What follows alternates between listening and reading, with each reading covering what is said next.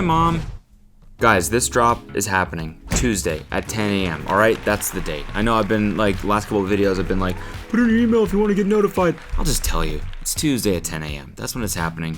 And you can put in your email if you want to get an email notification right here at codysrunclub.com, or you can follow me on Instagram, for example. I'll be posting little countdown timers on there.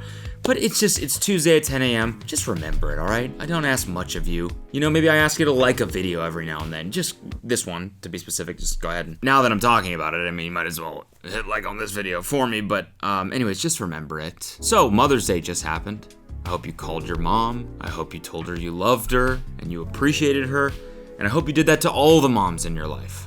I most certainly did. What did Jubilee do? Well, they posted this video, daughters get brutally honest with their moms. So this should be a fun one. We know that the mother-daughter relationship can be a little tense sometimes, just as the son-father dynamic can be maybe a little weird sometimes. And what's the solution to tension and weirdness? Well, it's being 100% brutally honest. Isn't it? I'm sure this will be a really easy watch. It's a long one too, so strap in. We're gonna start calling these Long Saturdays. No, that's not a good name. Long Saturdays. It's not even close to a good name. We're gonna start calling these sultry okay. We're gonna call these sustained Saturdays. Stretchy Saturdays. That's what we're calling these. Anyways, let's go for it. Well, she used to take my phone when I was in middle school and go through it, so. How often? And in high school. How often? Very often. Sometimes. Oh my God, did you see that shot, dude? Art! Art! Look at that! Kat Takahashi parting the women like fucking Moses. Sometimes our closest relationship. By the way, Nightmare music video, he was in it, and he's the man. Nicest guy ever. Stuck around for way too long on set because I asked him to be in a shot, and he pulled up. Fucking on set, it's like, you never can like time things out properly, and he sat there like a champ until his shot, it was like at the very end, and he stuck around like a champ so he could be in that shot, and I really appreciate it. So anyways, shout out to Kot. Relationships are the toughest ones. We're about to unpack the most defining relationship of our lives. I'm Kat Takahashi, and today's episode of Split Decision is about mothers and daughters. Can mothers and daughters ever truly be friends? Let's see how close you really are. Are you ready, everybody? Yes! Let's do this. I feel responsible for your happiness. I have a feeling that this is gonna get ugly. I'm already feeling tension in this room. Already. Even in that, yes, yeah, you can just feel the storm cloud brewing, you know? Yes! It's just the calm before the storm. I've never heard a yes before where I was just so convinced that something bad was just about to happen, you know? Make your split decisions in 3. I feel responsible for your happiness, okay. 2, 1. Go ahead and turn around. Rachel, let's start with you. You feel responsible for your mother's happiness? We're very like connected to each other, and I think we've talked about like when she feels sad, I feel sad. When she's happy, I'm happy. Artista, you feel responsible for your daughter's happiness? I do, and I'm really happy you don't feel responsible for mine. I just think that it's like, my daughter is my total sunshine. Like all she has to do is exist and it makes me happy. And I don't know why that is. Now, us four at the end here, we say. I think it's because she's your kid. I don't know why that is, because you're a shithead. That's the thing, you're a piece of shit. So even though you keep trying to convince me otherwise, I still for some reason depend on you being happy. We don't feel responsible for happiness. I hope I have taught you everything you need to be responsible for your own happiness. That's super important to me. And if you're looking to me to help you feel better or expect that I should, what are you gonna do when I'm gone? I want you to focus on your own life. I believe you are your own being. I believe you passed through me to be your own person, and I wanna facilitate that. I feel like I do wanna contribute to her happiness, but. And you do. But us as her children shouldn't be the sole source. Yeah, I fuck with that. I agree with that. Not that I should be injecting my opinion in this video about mothers and daughters and their relationship. Hey, what about me, a fucking unrelated YouTuber? How about my opinion? No, but I agree with that. I feel like you shouldn't be dependent on anyone for you to be happy, especially a parent. It's like your job is to like give them the tools to be happy on their own. So you have to find it from, she always taught us that you have to find it from within yourself. So obviously I want to contribute to your happiness, not detract from that. I'm just not comfortable with the emotional part. And you know that. When you and I get together and we talk about things, we cry together, it's very personal. So, but as far as her happiness, no, I do not feel responsible for Heather's happiness. The goal in raising her was go live your life. And I am here for everything. I feel like they raised us to be really independent and to do what we want. And so I have respect, but ultimately I'm gonna do what I want. It's my life, not theirs. If it comes down to just me doing something that feels authentically aligned with myself or like keeping my parents happy with how I'm living my life, I'm almost always gonna choose what I wanna do. I may not like all of her decisions. It may just crush me, but we did our job and I am so proud of that. I feel like you shouldn't like actively try to make your parents unhappy. I feel like that's probably good, but then again, you could have entirely different like opinions and thoughts about your own life than your parents, so. But you should heed their advice, probably. I think that's a healthy thing to do. You have invaded my privacy. Make your split decisions in 3, 2, 1.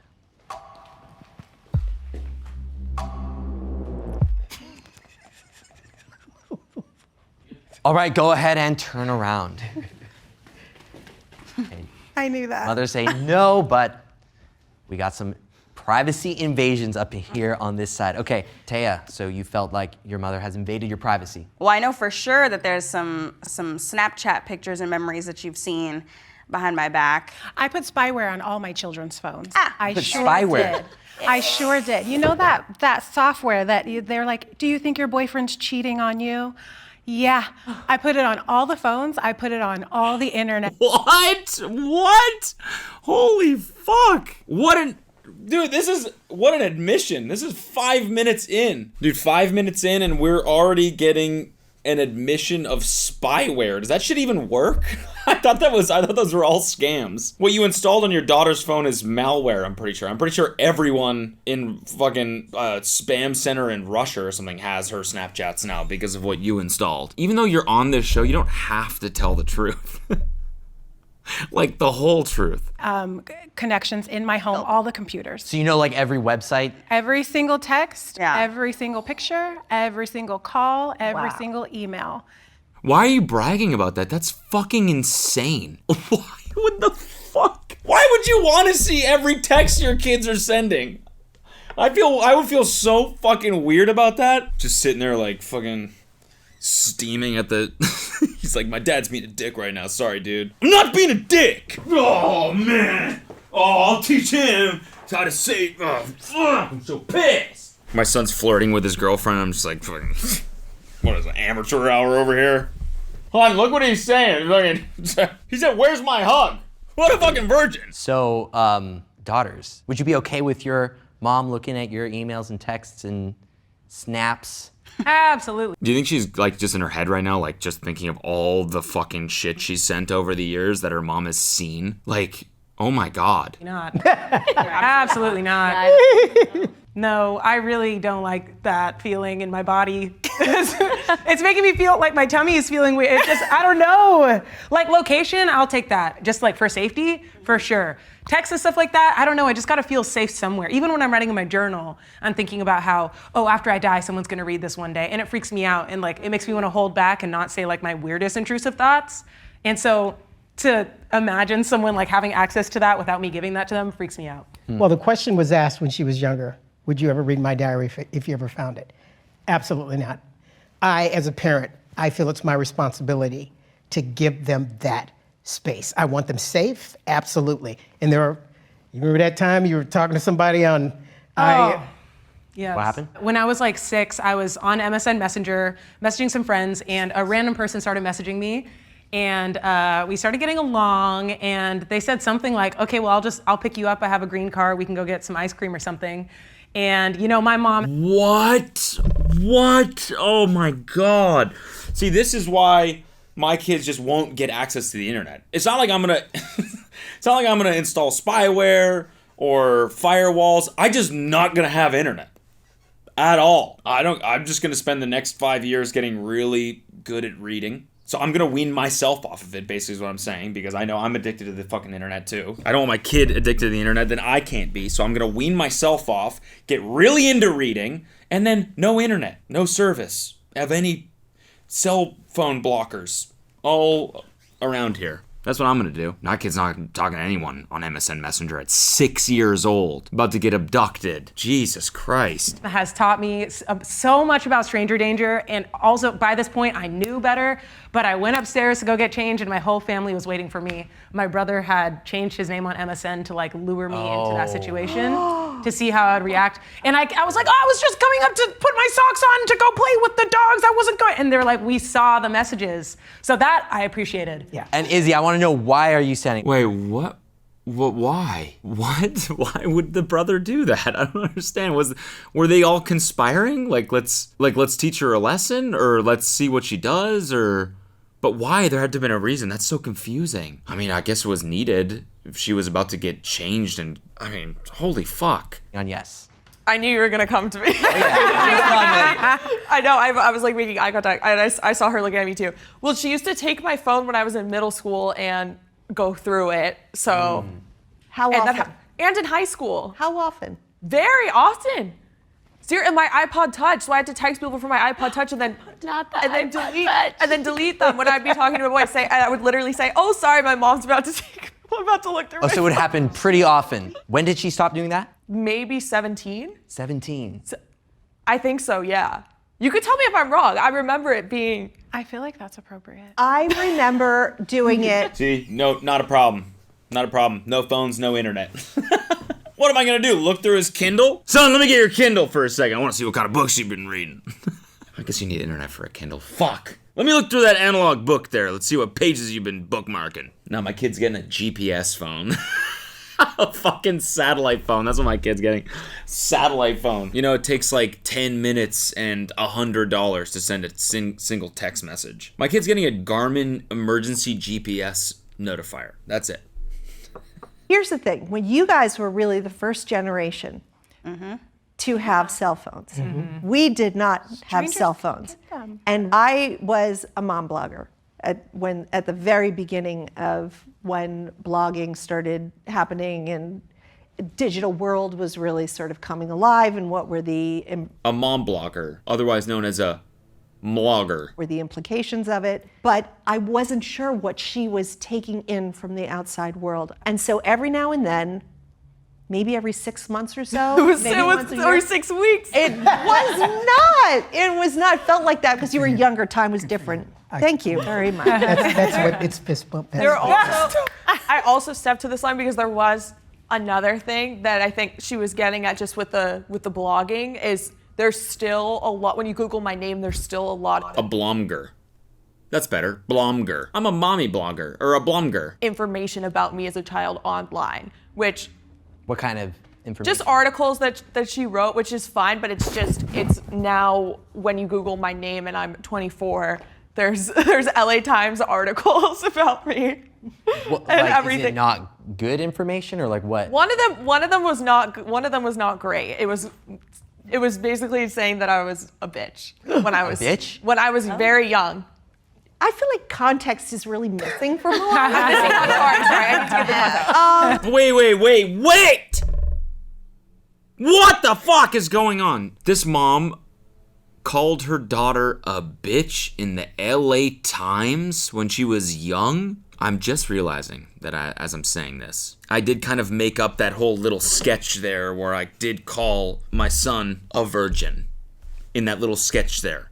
So I actually kind of agree that context is important because that in the future that could be like me and him could be on this show and Kat Takahashi could be like, how about you, Otis? And he's like, well, my dad called me a virgin when I was 4 months old. I'd be like, whoa, wait, all right, hold on. I'd be like, well, hold on, it was mid. You don't understand. I film these videos, and I used to be a YouTuber, and I do these I would do these little sketches in sort of in the midst of the video. It's a long story, but I didn't mean it. What exactly happened? My writing was about my perspective on parenting and sharing that experience. And it was a really hard push and pull because it was my livelihood and it was also their lives. And at some point, you guys were, I probably want to say, by the time you reached middle school, I stopped doing it because I felt like the stories were no longer mine to tell. Like when they were younger and they're talking about a story about how all the balls are getting thrown up into the tree and I end up keep buying new basketballs and they're like stories like that. Bitch. No wonder. She's throwing the balls in the tree? What a bitch. And there were also stories about, I at that time was dating my now husband. We've been together for almost 18 years, my second husband. And so it was a lot of conversation about what it's like to be dating as a mom and how are my kids dealing with this person in my life. Yeah, exactly. But there was also when she was really little, I was dealing with a lot of different things. You had some occupational therapy and you had physical therapy and it was a lot. It was a lot for me and I needed the outlet for it. So I mean, still, man. I don't think she said anything that justifies calling her daughter a bitch in the LA Times. Just straight up in a newspaper. That's just forever online. I wrote a lot of these stories, but they were always very intentionally from the perspective of how much I love my children, how I am trying so hard as a parent. I love my bitch daughter who keeps throwing the goddamn basketballs in the trees. How I'm trying to help them be great kids. And in one story, she has this little sister. Her sister followed her around everywhere, loved her, loved her, loved her. And Izzy didn't want anything to do with her. And it broke my heart because I'm a little sister. So I really connected with it. And I just lost it.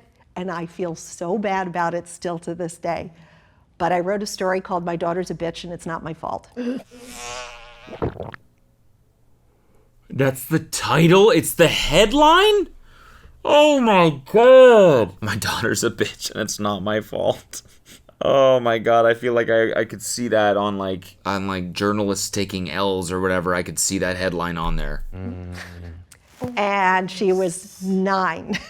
Oh, and I said I wasn't gonna cry. Yeah, I'm sorry. You okay, sweetie? I know. Yeah, it was a long time ago. It was a long time ago. It was very much. I know it hurt me too. And I go back and I look at it. And by the way, implication: what you write online stays with you forever. Yeah. And I recognized that was definitely the worst thing. I can feel the signs in there. It was the worst thing I ever wrote. But it also, if you read it, I was really good at clickbait titles. So just know that was the title. But it was really about understanding and sympathizing a younger sister's view. And the final thing of my story was Izzy was beginning to come around, and that I noticed at the end one night, you still weren't smiling. And so the end it was, you can lead a horse to water, but you can't make her smile. And but it blew up. No, it's just something that comes up when you Google my name. You might be able to find it. It honestly, we didn't in 2009. The internet was so different. I don't blame her at all. Obviously, our relationship is much better now. And my relationship with my sister is much better. I mean, I was 9, but it's just funny. But it still follows you around. You're applying for jobs, you're doing things. Hey, listen, from one clickbaiter to another, I get it. All right, I get it. How many you laugh, you lose titles can I possibly do without ever acknowledging the fact that I don't even try to not laugh? My producer Matt's gonna be pissed off at that because he's gonna be like, damn it, now I can't use that fucking title. I get it. Listen, I'm gonna start calling my videos My Son's a Virgin. I don't know.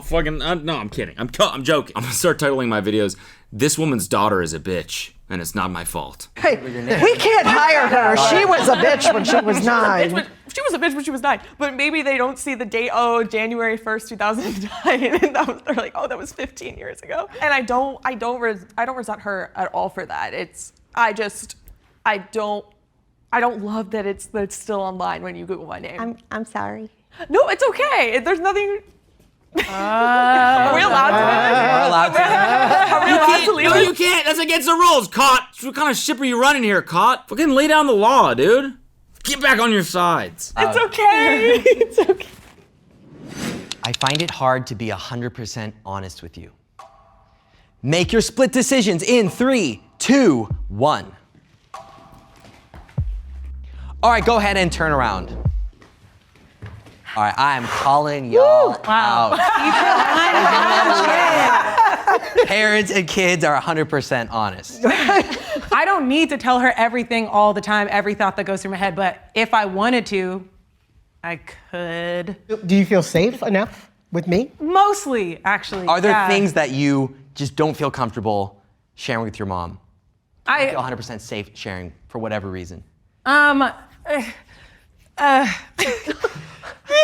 I think I've like had to ease my parents into accepting me 100% for who I am, and so they're gonna hear about dates, and they're gonna hear that I like slept over at someone's house sometimes, or last night I smoked weed in front of my mom, which I don't know if I've ever done.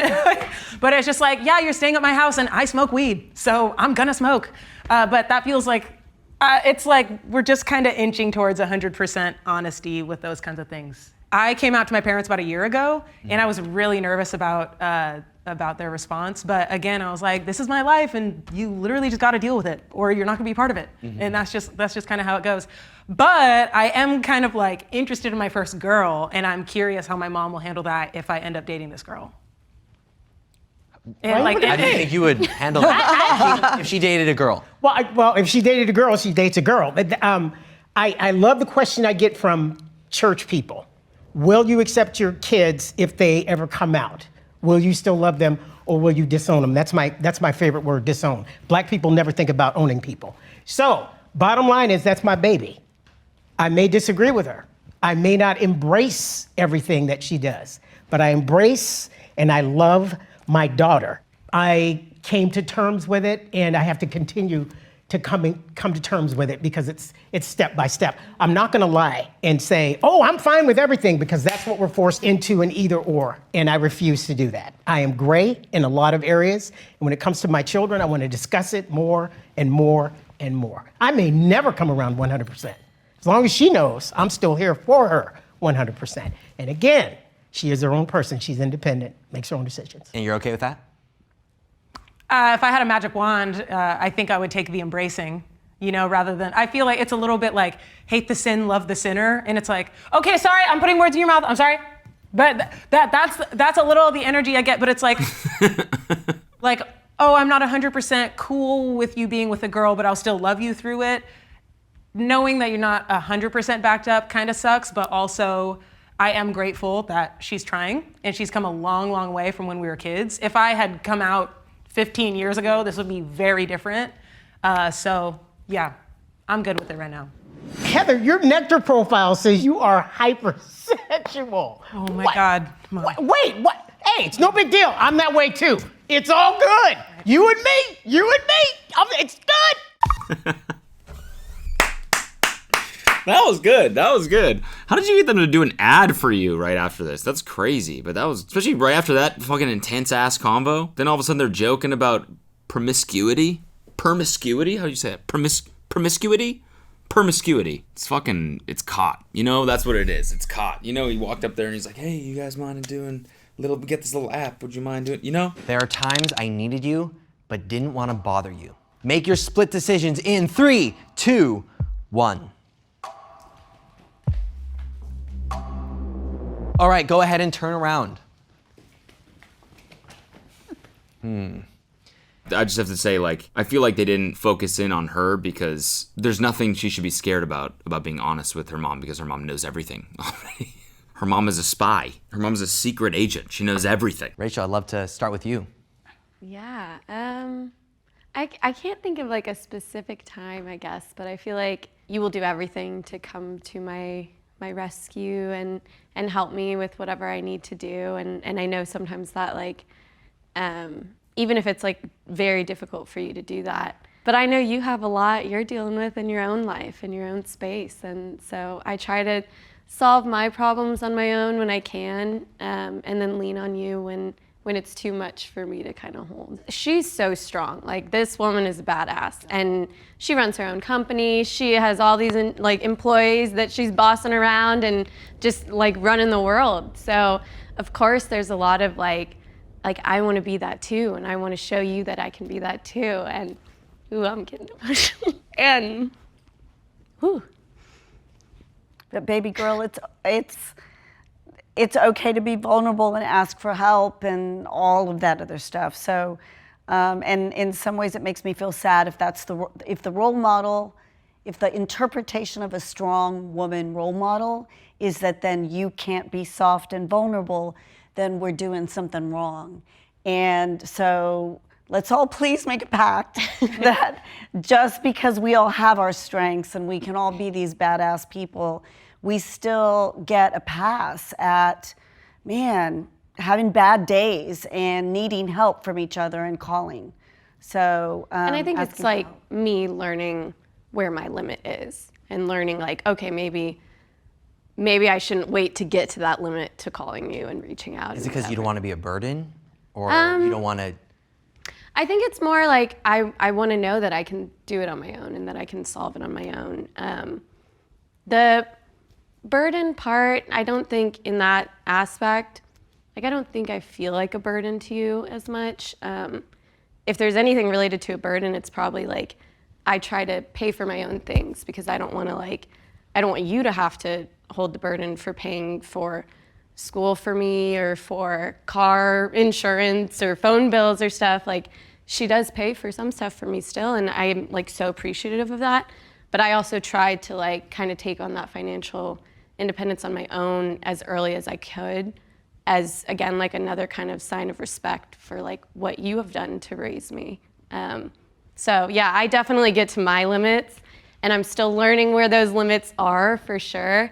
And I'm always appreciative when you're there to help me through it. So.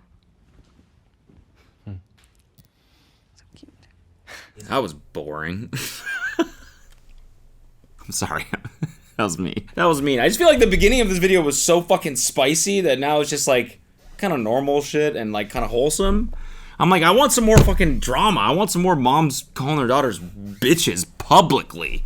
I don't want fucking, we should be vulnerable. Call her a bitch! It's on yes. Do you know why? I think I do. Yeah, my mom is recently in therapy. Can I share that? Yes. Too late.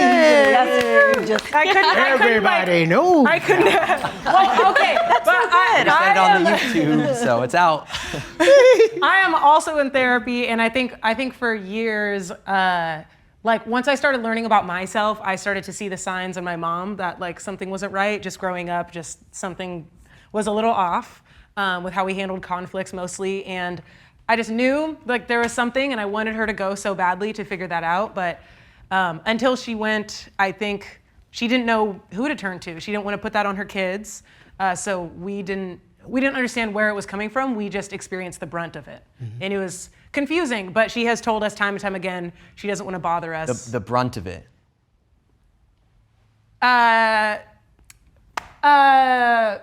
We didn't handle conflict well. We were a little explosive growing up, and we're all getting better. We've all worked on it. It was loud. When we were angry, we got loud, like the whole family. And yeah, I've worked on it, she's worked on it, but it was just like, okay, this is coming from somewhere, but no one really knew where, and it was confusing. Mm-hmm. Is that what you were standing on yes for? Oh yeah. And I still don't share a lot. But since she talked me into going to therapy, it's been awesome to talk to someone that's completely unattached. And because in the Black culture, and I'm speaking generally, I don't know if everybody does it, but most Black families have a strong pecking order. And who's at the top, you don't mess with them. You don't talk about them. You don't call them names behind their backs. You don't talk about your mom to your best friend. You don't say that stuff. And you certainly don't talk to your children about your parents or growing up. You just don't do that. So it's a strong tie on me in the Black culture where you just do not do that. And so she's talked me into going out and finding somebody to talk to. See, that's what therapy is for. Therapy is for talking shit about your family. I mean, it could be, honestly. I'm not even saying that really sarcastically. I mean, it could be. Or a good place to do it is the LA Times. I'm sorry, I'm just never gonna let this go. I'm never gonna let this go. There's on yes? No, I actually am very curious to hear this. This is a shock. You know, this is the price I have to pay for not feeling responsible for her happiness and not wanting her to be responsible for my happiness. So I'm standing here because there's no such thing as black and white, and there's no right decision, there's no wrong decision, there's only consequences to your actions. And this is the consequence, is that if I share everything with you, that's a lot to carry. I love this woman. I know, y'all are similar. I absolutely love That's her. right, I think. You and me, girl. Best friends after this. God, look at your fucking mustard shirt, dude. Look at that fucking thing. Best friends after this, you guys. Cott's like, you guys, I think, should go for coffee after this, and I think I might take your guys' daughters out for coffee. That's cool. Thank you all so much. Unfortunately, that is all we have time for. So, from the bottom of my heart and everyone watching right now, thank you for your honesty, Thank you, Cott. Thank you. your authenticity, and your vulnerability today. And I think a hug is in order. Can you please get together? Love is real.